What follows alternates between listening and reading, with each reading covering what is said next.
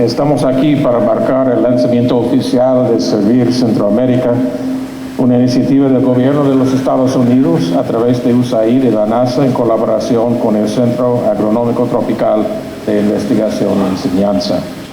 Servir es un programa que va a traer datos satelitales desde el espacio para las comunidades, para que las comunidades en diferentes sectores, agricultores, pescadores, agencias meteorológicas, ministerios de agricultura, todos ellos necesitan información precisa, confiable, que les permita tomar mejores decisiones. Y esto es una red, Servir es una red que se está construyendo con los diferentes actores, incluyendo gobiernos y comunidades, y como decía antes, agencias de diferentes servicios, para que entre todos llevemos la información hasta los tomadores de decisiones más cercanos a los territorios, de los cuales quizás el ejemplo, pero no es el único ejemplo, son quizás agricultores, que ellos necesitan información en tiempo más cercano al real para la toma de sus decisiones. Sabemos de que el clima está cambiando, ya no podemos pronosticarlo con la certeza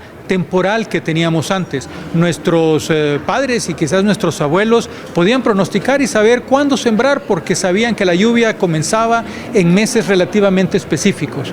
Ahora ya no estamos seguros de eso. Comienza a veces antes, a veces después. Tenemos lluvias en noviembre que nos han afectado los cultivos en El Salvador. Tuvimos lluvias intensísimas en julio, cuando el mes tradicional más abundante de lluvias suele ser septiembre, o solía ser septiembre. En fin, tenemos que aprender a relacionarnos con el ambiente y eso es adaptarnos al cambio climático para aumentar nuestra resiliencia. Y eso inicia con la información precisa en tiempo oportuno para tomar decisiones adecuadas. Esto ayudaría a la seguridad alimentaria. Dio a conocer un informe, en 2018 el CIAT dio a conocer un informe de que para 2025 cabía la probabilidad de aumento de temperatura de medio grado. ¿Cómo este tipo de iniciativas prevé materializar los efectos para reducir el impacto del cambio climático en la región? Mire, hay dos grandes temas en el tema de calentamiento global. Uno es el calentamiento mismo, ¿verdad? Y qué podemos hacer para mitigar esos efectos. Y eso tiene que ver con la reducción y el manejo de los gases de efecto invernadero.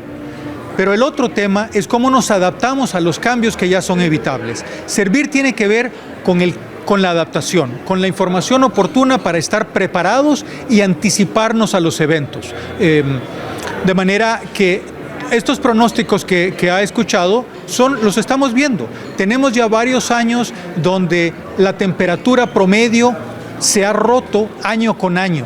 Ya no es un pronóstico, sino ya estamos viviendo los pronósticos que los científicos hicieron desde hace varios años. Los aumentos de temperatura es a veces complicado dimensionarlos porque son un promedio del planeta. Y a veces cuesta dimensionar cuando tenemos frentes fríos, tormentas de nieve en el norte de los Estados Unidos o en Canadá. Y bueno, ¿cómo es que el planeta se está calentando? Y sin embargo, esas tormentas intensas son producto de la acumulación de temperaturas elevadas que generan más humedad y aumentan las nevadas. Pero el asunto es el promedio. Entonces, estamos apuntándole el planeta en los acuerdos internacionales a tratar de no sobrepasar de la era preindustrial de 1.5 grados en promedio de aquellos tiempos. Y todavía no lo logramos. Ahorita estamos, y con temor a equivocarme, digamos, cerca de 1% sobre el promedio de inicio de la línea base antes de la era industrial. Y se habla de pronósticos, algunos hablan de para 2025, otros hablan para 2030, pero lo importante de esto no es si le vamos a atinar a los pronósticos fatalistas. Lo que necesitamos es tomar acción, es comenzar cada uno de nosotros a hacer algo al respecto. Y lo que podemos hacer es informarnos y buscar desde cada una de nuestras trincheras qué es lo que podemos hacer. Si podemos reducir nuestro consumo de energía, tratemos de hacerlo. Eso va a incidir en la reducción de gases de efecto invernadero y vamos a comenzar lentamente y ojalá a tiempo a reducir la temperatura promedio. ¿Eso no va a estar a dominio público? ¿Cualquier persona va a poder verlos? Mire, todos los datos con los que trabaja NASA y por los principios propios de USAID como agencia son datos de libre acceso, open source como llaman en inglés, ¿verdad? Es decir, son datos que ya están disponibles. Lo que Servir hace es tratar de generar herramientas que traduzcan esta información. Cualquiera de nosotros pudiera, yo no lo lograría, no tengo la capacidad técnica, pero pudiera acceder a estos datos satelitales, pero no tener la capacidad de entenderlos.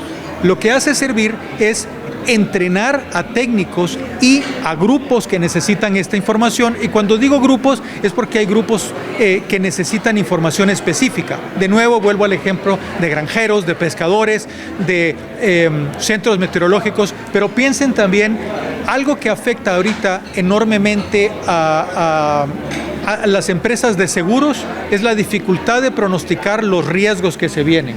Tener información más certera de esos riesgos les va a ayudar a poder calificar mejor sus riesgos. Entonces, esto es una cadena de diferentes sectores, de grupos que necesitan la información, y Servir va a proveer diferentes plataformas que le permitan acceder a la información necesaria. ¿Por qué el nombre Servir? Fíjense que el creador de este programa, que es Dan Irwin, que ustedes han tenido la oportunidad de conocerlos en este momento, se le ocurrió esta idea en Centroamérica, trabajando en Guatemala con imágenes satelitales que ayudaron a descubrir en la zona de Petén áreas arqueológicas que estaban cubiertas por la selva, pero que las imágenes permitieron identificarlas. Y de ahí él tradujo, hay información satelital que no se está utilizando para darle servicios a la población. Entonces de ahí él, aún siendo norteamericano, utilizó el término servir, porque ese es el espíritu del programa, dar servicios a la sociedad del mundo, ahorita para nosotros Centroamérica. En El Salvador hay proyectos específicos que tengan en mente para desarrollar específicamente en alguna comunidad.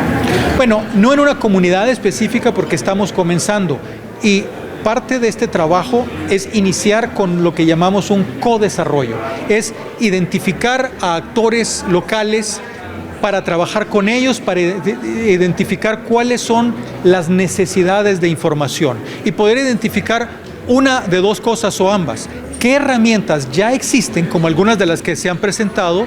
Esta plataforma, esta herramienta que por las siglas en inglés se le llama HiWatt, pero es una herramienta de evaluación de climas de impactos severos que ayuda a aumentar la certeza de los pronósticos. ¿Quiénes son los principales, la comunidad que se va a servir primero? Los servicios meteorológicos de los países de Centroamérica, pero ellos se conectan con el resto de la comunidad. Entonces, esto es una red. El centro, el nodo, el hub, como se le llama a Servir, es una red entre actores para llevar la información no a través de los implementadores, sino entre todos los implementadores. Gracias, colega. Solo por cuestión Muy de amable. audio.